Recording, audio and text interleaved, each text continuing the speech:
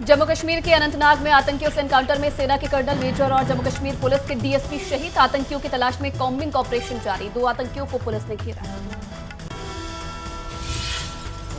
लश्कर के मुखौटा संगठन टीआरएफ ने ली हमले की जिम्मेदारी। लश्कर पर बैन के बाद बना था टीआरएफ। कश्मीरी पंडितों और मजदूरों की हत्या के पीछे टीआरएफ का हाथ। टीआरएफ पर भी इसी साल जनवरी में गृह मंत्रालय ने लगाया था प्रतिबंध।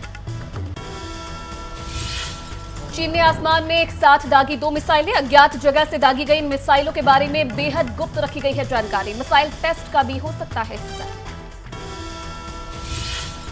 पीएम मोदी की मौजूदगी में बीजेपी केंद्रीय चुनाव समिति की बैठक में मध्य प्रदेश के 36 उम्मीदवारों के नाम पर लगी मुहर। एबीपी न्यूज की एक्सक्लूसिव जानकारी, जल्द होगा नामों का ऐलान। प्रधानमंत्री मोदी का आज चुनावी राज्य मध्य प्रदेश और छत्तीसगढ़ का दौरा। हजारों करोड़ रुपए की योजनाओं की देंगे सौगात। एमपी के बीना में पेट्रोकेमिकल कॉम्प्लेक्स और छत्तीसगढ़ में रेल परियोजनाओं का उद्घाटन करेंगे। दिल्ली में इंडिया गठबंधन की कोऑर्डिनेशन कमेटी की कल हुई बैठक। सूत्रों से मिली जानकारी, सनातन पर बयानबाजी न करने पर बनी सहमति। 18 सितंबर से शुरू होने वाले संसद के विशेष सत्र में 4 बिल लाएगी सरकार। पहले दिन संसदीय यात्रा के 75 साल पर होगी चर्चा। समाजवादी पार्टी के नेता आजम खान के घर पर रात में भी जारी है छापेमारी की कार्रवाई। कल सुबह से इनकम टैक्स की टीम अली जौहर ट्रस्ट से जुड़े मामलों में मार रही है छापे। विपक्ष ने कार्रवाई पर उठाए सवाल। लखनऊ में सुरक्षा को लेकर मॉक ड्रिल। विधानसभा और लोक भवन पर सुरक्षा मजबूत करने का प्रयास।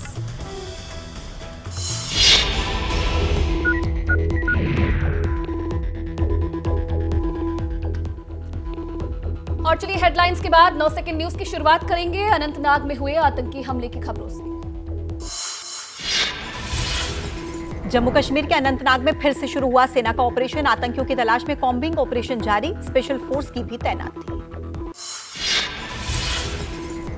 जम्मू कश्मीर के राजौरी में सर्च ऑपरेशन जारी। आतंकियों के ठिकाने से भारी मात्रा में हथियार बरामद। खुफिया जानकारी मिलने के बाद शुरू किया गया सर्च ऑपरेशन।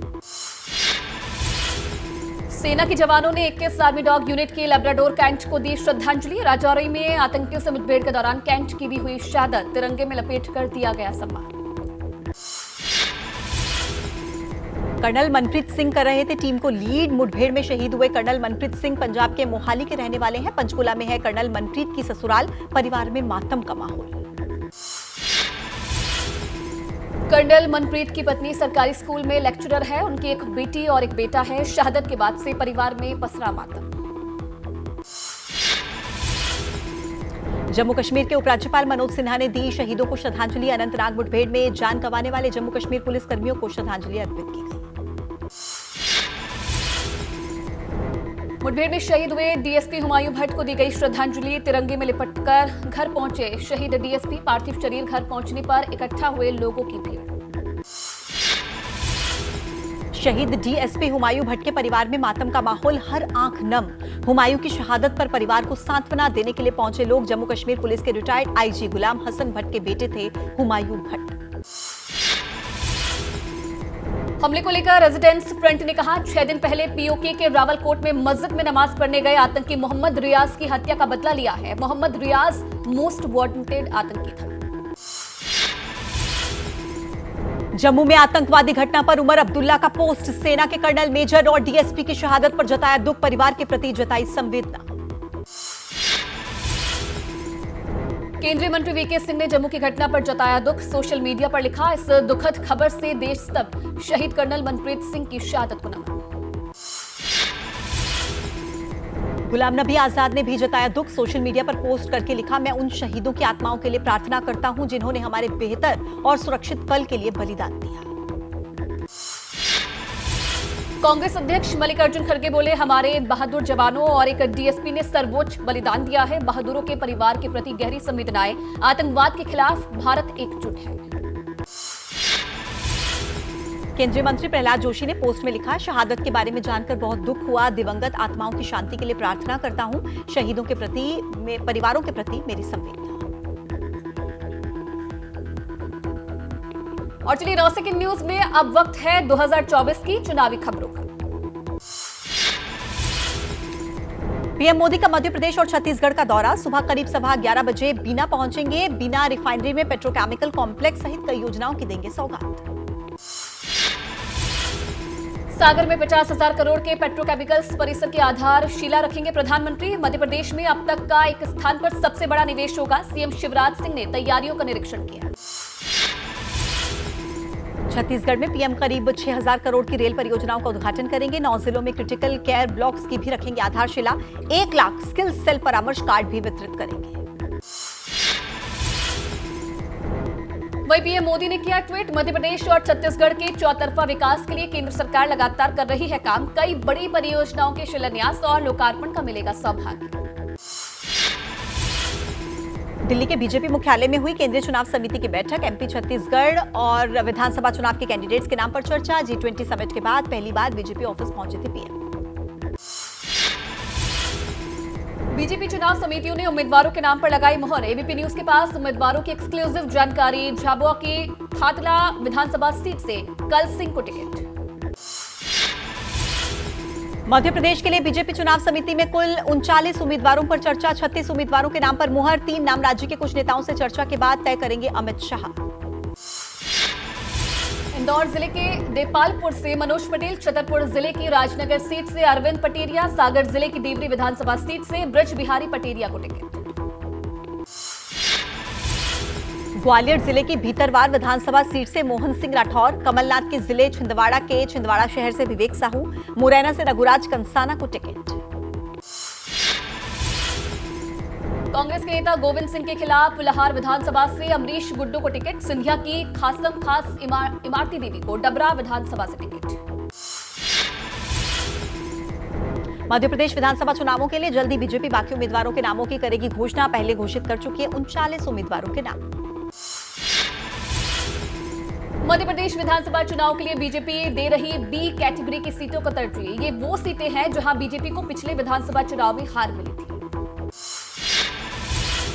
दिल्ली में शरद पवार के आवास पर हुई इंडिया गठबंधन के समन्वय समिति की पहली बैठक। डीएमके नेता टीआर बालू ने कहा, बैठक में सीट शेयरिंग पर चर्चा। आप नेता राघव चड्ढा का बयान, गठबंधन की भोपाल में पहली रैली। कांग्रेस नेता ने गुरदीप ने कहा है कि सीट बंटवारे पर जल्द होगी बात। एसपी नेता जावेद का दावा, पीएम कैंडिडेट पर नहीं टूटेगा गठबंधन।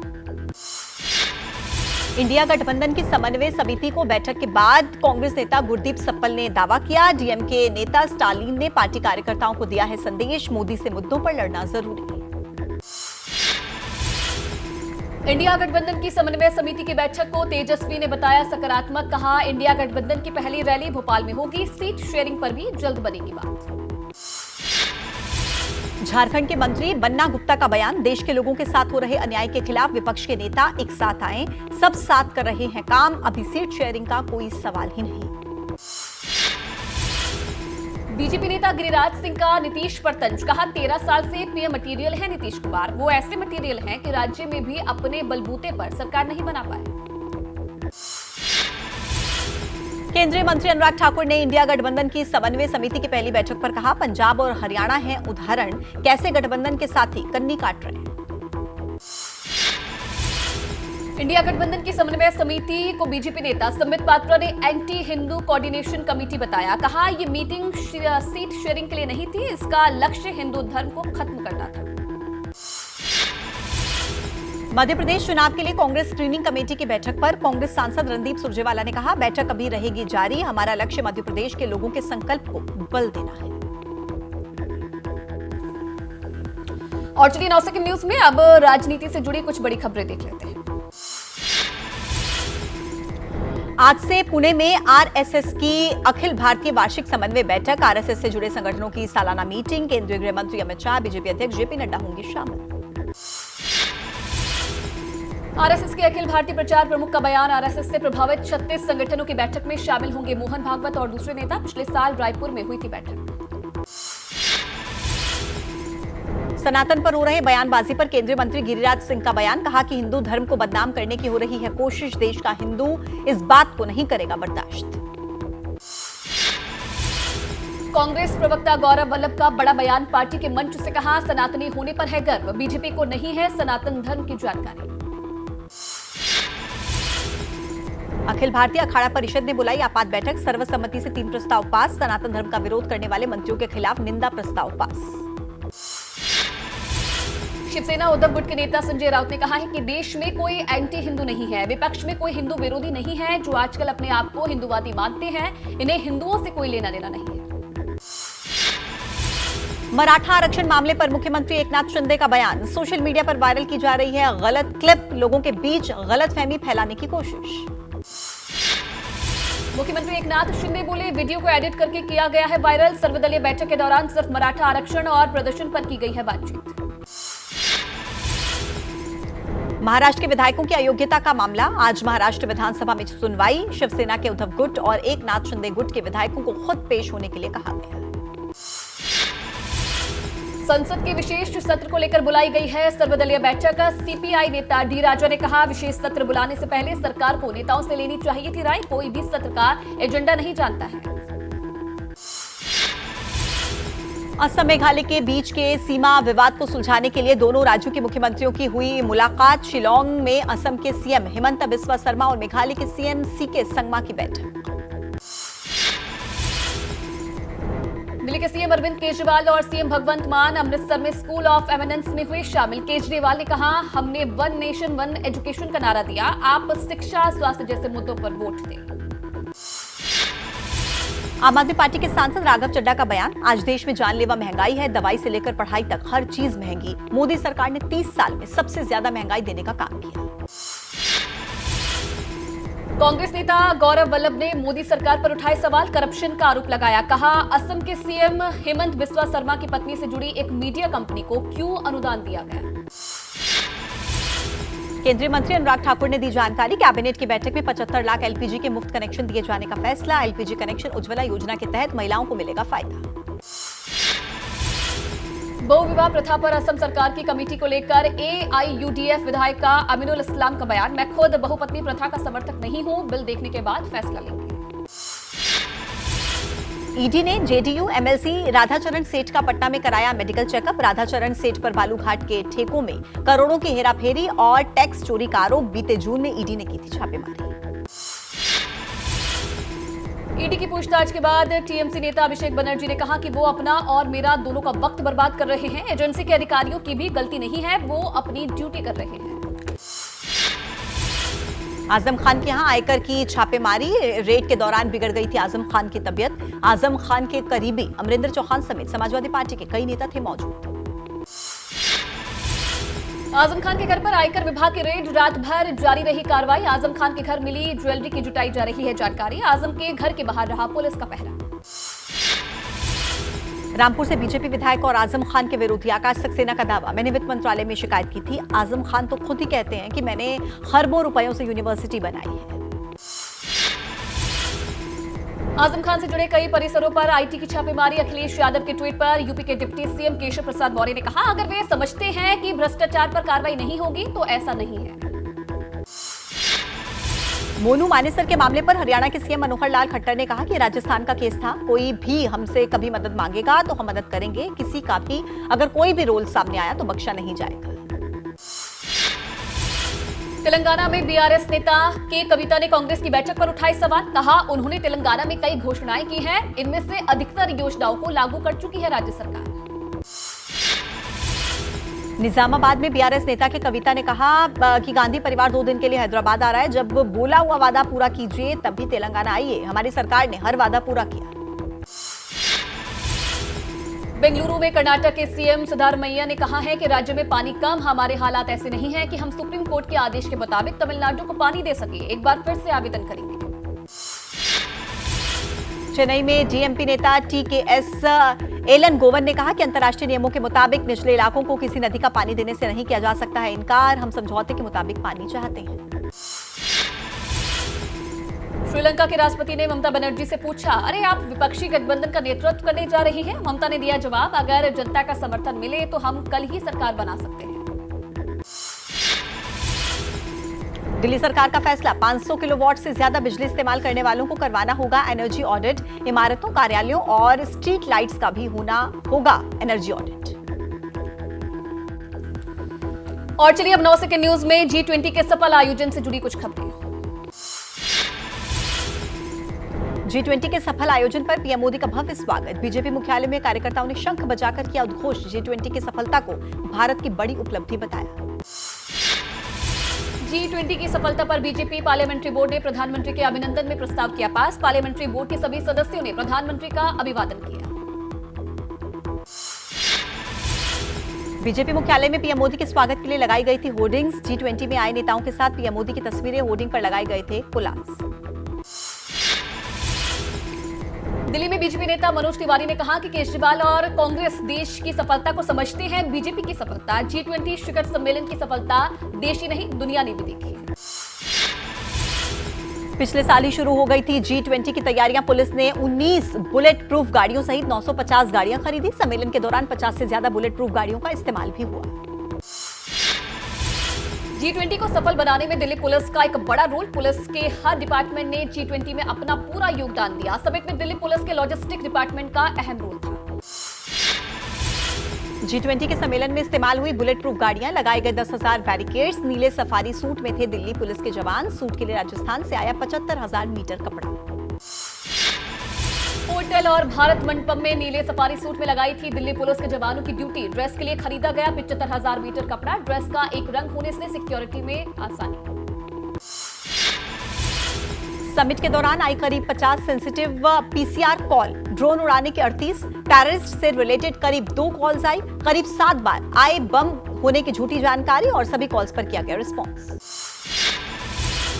G20 शिखर सम्मेलन के दौरान तैनात की गई थी 365 पीसीआर वैन। पीसीआर वैन में ही तैनात थे करीब 4,000 जवान। समिट के दौरान 110 क्यूआरटी वैन भी की गई थी तैनात। G20 समिट के दौरान स्टेट हेड्स ने अचानक से बनाए प्लान। दिल्ली पुलिस को एकाएक दी थी जानकारी। पुलिस ने विदेशी मेहमानों की खातिरदारी से लेकर सुरक्षा में कोई कमी नहीं की। समिट के दौरान राष्ट्रीय अध्यक्षों और उनके परिवार का तय था रूट। एयरपोर्ट से होटल, होटल से भारत मंडपम का रूट प्लान तैयार था। कई स्टेट हेड्स और उनकी पत्नियों ने अचानक अपना प्लान बनाया था। मंदिर, मॉल और कुतुब मीनार गए थे राष्ट्राध्यक्ष और उनकी पत्नियां। कुछ के परिवार वालों ने दिल्ली घूमने की डिमांड की और पहले से तय नहीं होने की वजह से दिल्ली पुलिस के ऑपरेशन यूनिट को मिला इसका जिम्मा। तुर्की के स्टेट हेड की पत्नी गई थी वसंत कुंज के डीएलएफ मॉल। अर्जेंटीना के राष्ट्रीय अध्यक्ष ने देखा कुतुब मीनार। मॉरिशस के पीएम ने कालका मंदिर जाकर दर्शन किए थे। G20 समिट के दौरान दिल्ली के कई इलाकों में बंद थे बाजार। दिल्ली के व्यापार संगठन का दावा 3 दिन बाजार बंद रहने की वजह से करीब 1000 करोड़ का नुकसान। खुले बाजार में भी कम ग्राहक आए। दिल्ली के व्यापारियों का दावा सरकार से बाजार खुला रखने, विदेशी मेहमानों को मार्केट में आने देने की मांग की गई थी। बाजार खुले रखने की तैयारी थी लेकिन सरकार ने नहीं मानी कोई भी मांग। और अब 9 सेकंड न्यूज में देखते हैं देश से जुड़ी कुछ बड़ी खबरें। उपराष्ट्रपति जगदीप धनखड़ आज जयपुर में बांध सुरक्षा पर अंतर्राष्ट्रीय सम्मेलन का करेंगे उद्घाटन। सम्मेलन में 15 देशों के प्रतिनिधि और कई राज्यों के विशेषज्ञ हो सकते हैं शामिल।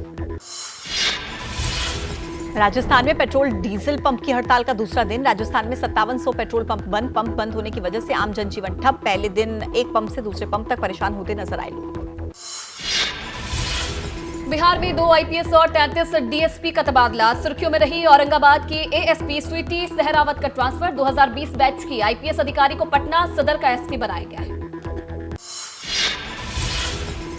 निपाह वायरस को लेकर केरल में अलर्ट। 4 जिलों में जारी हुआ अलर्ट। 7 कंटेनमेंट जोन्स बनाए गए। मास्क लगाना जरूरी हुआ। राज्य में अब तक 4 केसेस आए सामने।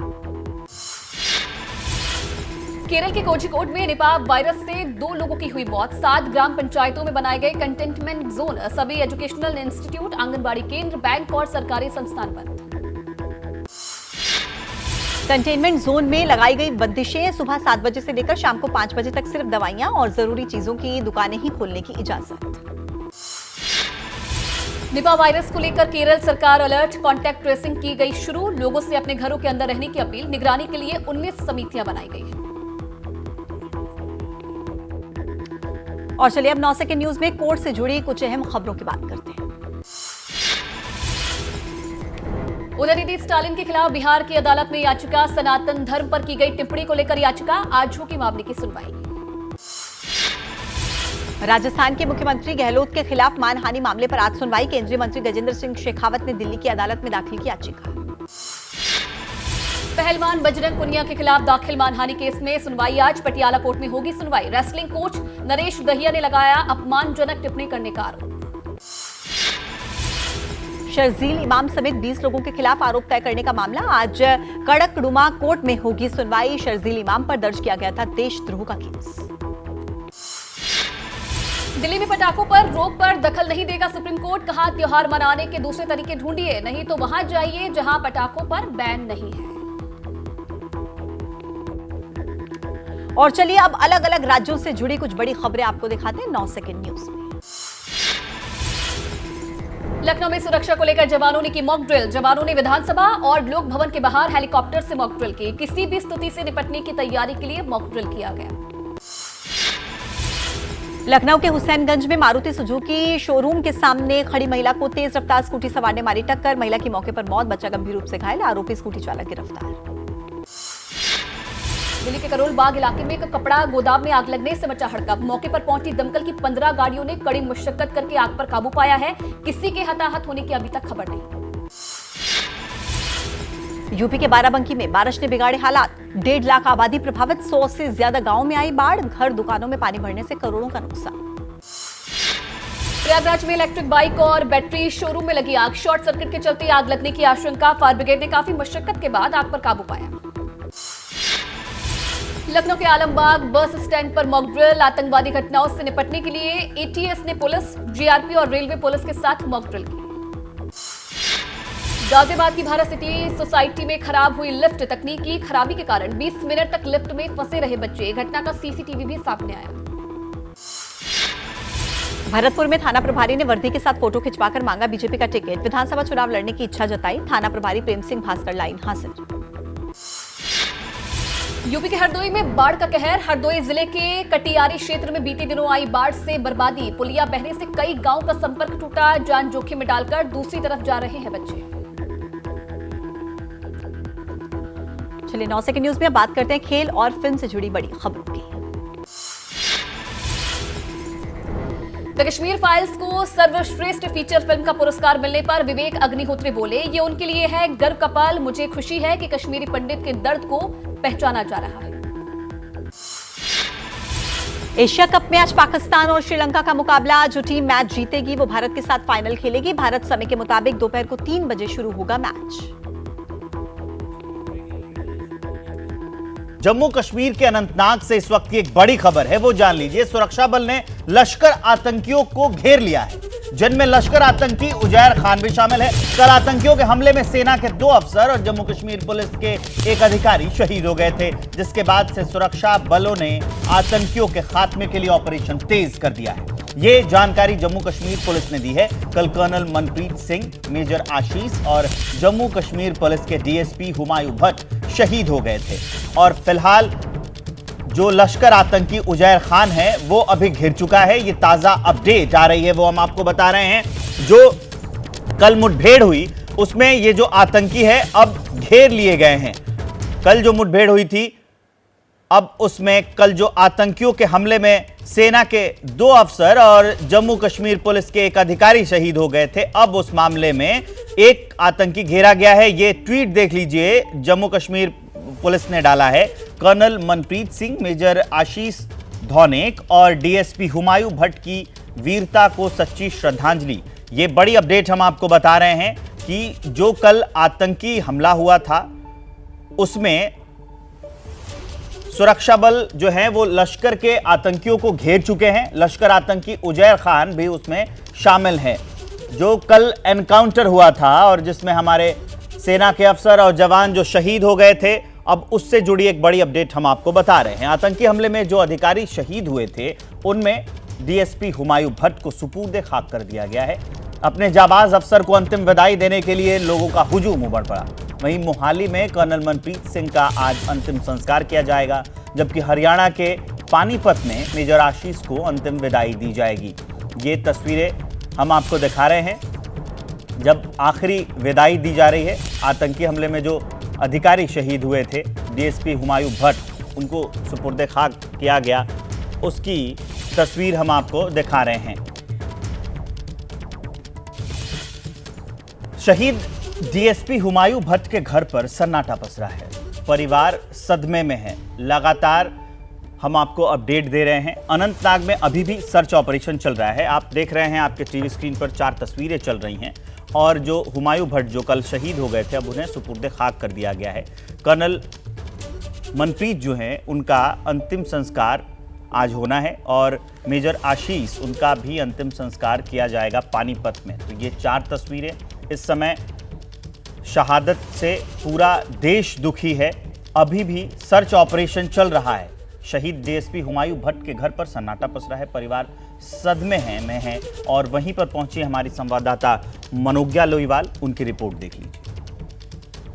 जम्मू कश्मीर के डीएसपी जिनकी मौत हुई है आतंकवादी हमले में, उनके घर पर इस समय सन्नाटा पसरा हुआ है। लोगों का आना जाना जारी है।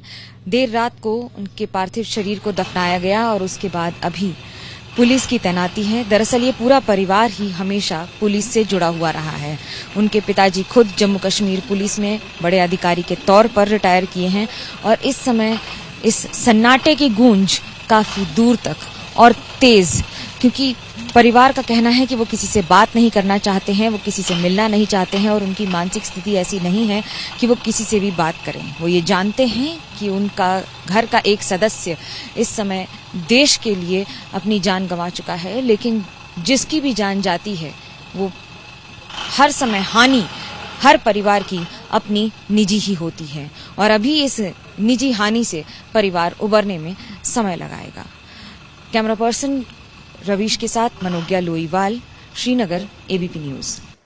तो मनोज्ञा लोईवाल श्रीनगर से रिपोर्ट दिखा रही थी। हमारे साथ हमारे संवाददाता सब जुड़े हुए हैं।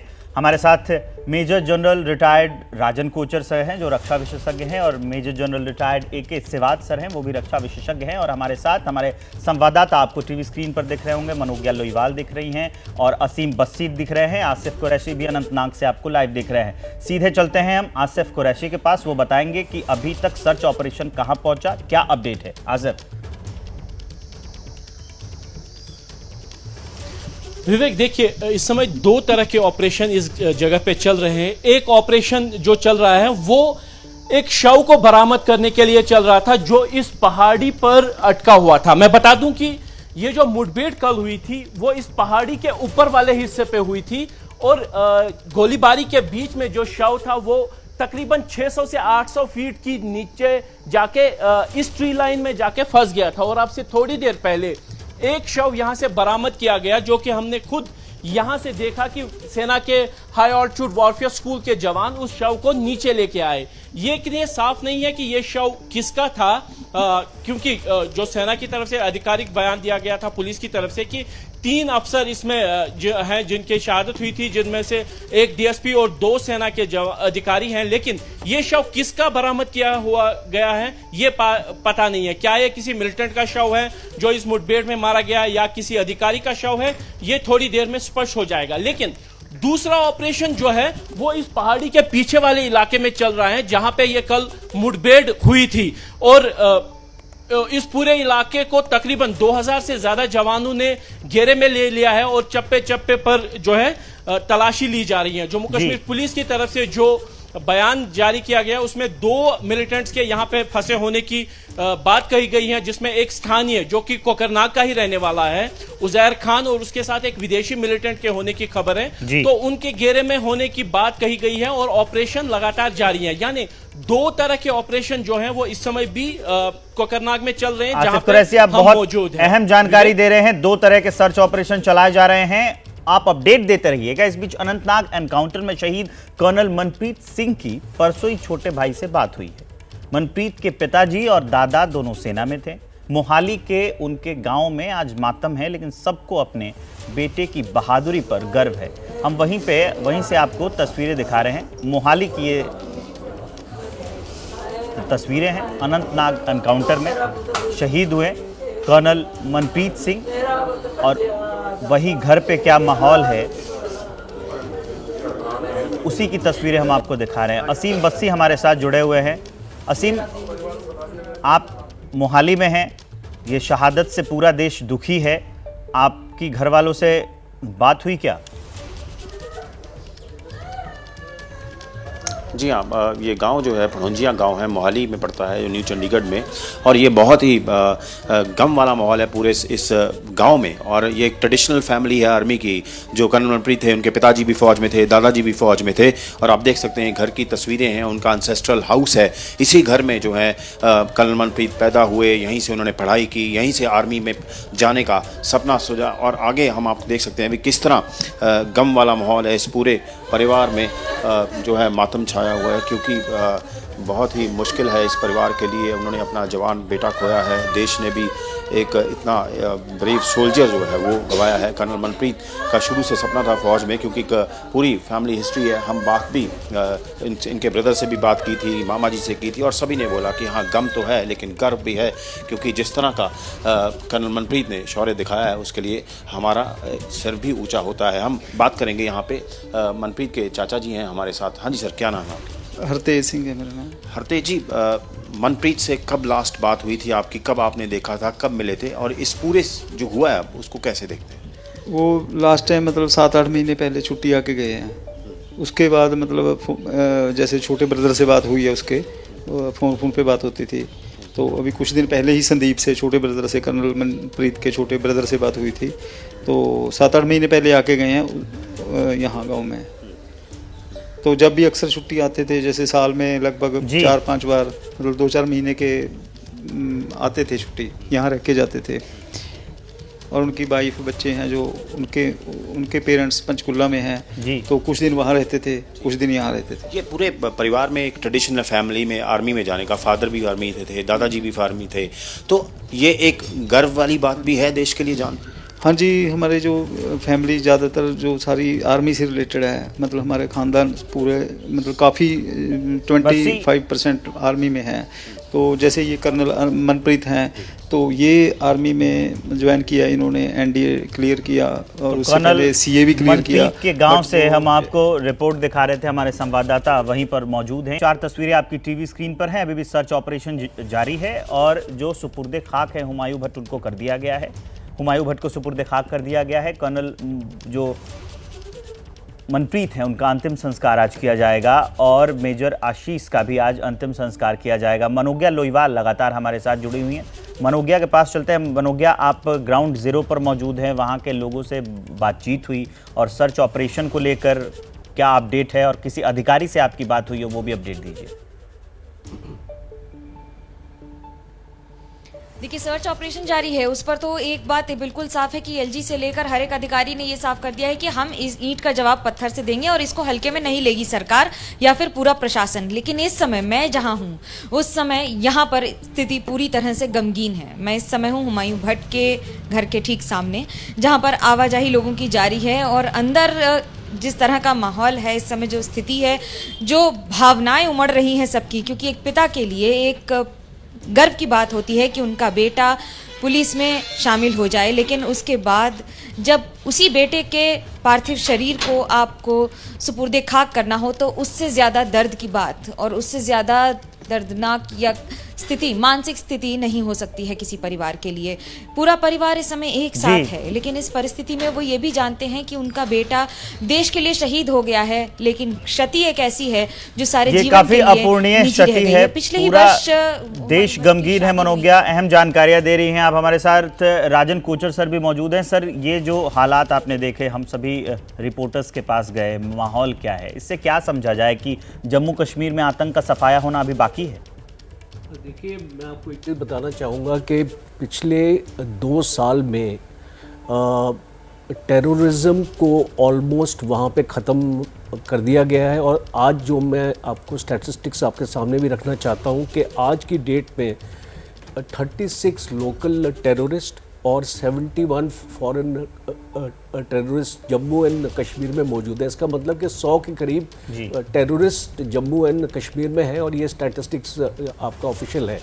तो ये जो एक डेस्परेट अभी मेजर्स हैं इनके, क्योंकि हमने ये इसको देखा है कि जम्मू एंड कश्मीर में जो 3 टियर सिक्योरिटी हमारी लगी है, हमारा जो काउंटर इन्फिल्ट्रेशन ग्रिड हमारा जो बना है, वो काफ़ी हद तक सक्सेसफुल रहा है। बट वहाँ के अगर आप टेरेन ऐसे देखेंगे तो वहाँ पे इन्फिल्ट्रेशन रोकी नहीं जा सकती है, टेररिस्ट आएंगे ही। और ऐसे एनकाउंटर होते रहेंगे। और ये एक चीज़ और आपको नज़र आ रही है सामने कि इसमें लश्कर-ए-तौयबा, इसका नाम द रेजिस्टेंट फ्रंट के नाम से अभी जाना जाता है, इसमें फॉरेन टेररिस्ट काफ़ी शामिल हो गए हैं। इनकी ट्रेनिंग बहुत अच्छी है और इसी की वजह से लेकिन ये हरकतें रुक नहीं रही हैं। सिवाज सर, एक बात बताइए कि अगर ऐसी हरकतें होती रही और जो आतंकी सर राजन कोचर सर जो बातें बता रहे थे कि इनकी ट्रेनिंग काफ़ी अच्छी होती है, इनके बौखलाहट की वजह क्या है? देखो, सच्चाई ये है, मैंने वहाँ पर लाइन ऑफ कंट्रोल पे ब्रिगेड कमांड की है मच्छल सेक्टर में, तो मैं यही बता सकता हूँ कि अब जो आतंकवाद का ऑलमोस्ट लास्ट फेज चल रहा है, और वो कहते हैं दीवा बुझने से पहले फटफटाता है, तो वो हालात हैं। सच्चाई है कि 100 से भी कम मिलिटेंट्स हैं नॉर्थ कश्मीर में और साउथ कश्मीर में मिला के, और ये लगता है अगले 2-1 साल में ये पूरे आतंकवाद का जो खात्मा हो जाएगा। जब आती आपकी इन्फिल्ट्रेशन की बात, क्या है कि नॉर्थ कश्मीर में जो हमारा काउंटर इन्फिल्ट्रेशन ग्रेड है वो बहुत पुख्ता है, मगर अब कहीं ना कहीं कुछ एक इन्फिल्ट्रेशन हो रही है, specially south of Pir Panjal, Rajouri Poonch का इलाका भी इन्होंने ज़्यादा एक्टिवेट कर दिया, क्योंकि वहाँ 10 साल से बहुत ही डोरमेंट था। तो कुछ एक आतंकवादी वहाँ से मेरे को लगता आए हैं, और ये जो ऑपरेशन है ये इंट बेस ऑपरेशन था, और ये कोकरनाग जो फॉरेस्ट है वहाँ मैंने कम से कम 4-5 साल सर्व किया है। बहुत ही घना जंगल है, वहाँ पर इंट बहुत था, और मुझे लगता है ये जो सोर्स है ये डबल क्रॉस कर गया है, और इसके कारण ये ऑपरेशन हुआ है। और जो कर्नल मनप्रीत थे, मेजर आशीष थे, डीएसपी हनुमान भट्ट थे, इन्होंने they have led from front, we are proud of them, इसमें ये शक नहीं होना चाहिए। कई बार क्या होता है, ऑपरेशन में हादसा हो जाता है, और इन आतंकवादियों को घेर लिया गया है। इसके अंदर उजैर खान जो कि कोकरनाग लोकल है, और उसके साथ 2 लश्कर-ए-तौबा के बताए गए जो मेरी इंफॉर्मेशन है, और इनको जल्दी खत्म किया जाएगा। एक चीज और बताना चाहता हूँ, देखो अब इन्होंने एक इस आतंकवाद का रूप बदलने की कोशिश की थी, हाइब्रिड वारफेयर, क्योंकि अब इनके पास हथियार भी कम है, एम्यूनिशन भी कम है, और इनका मोराल डाउन था, जो पाकिस्तान की ISI ने उसी को एक बार फिर से शायद इसको एक्टिवेट करने की कोशिश कर रहे हैं।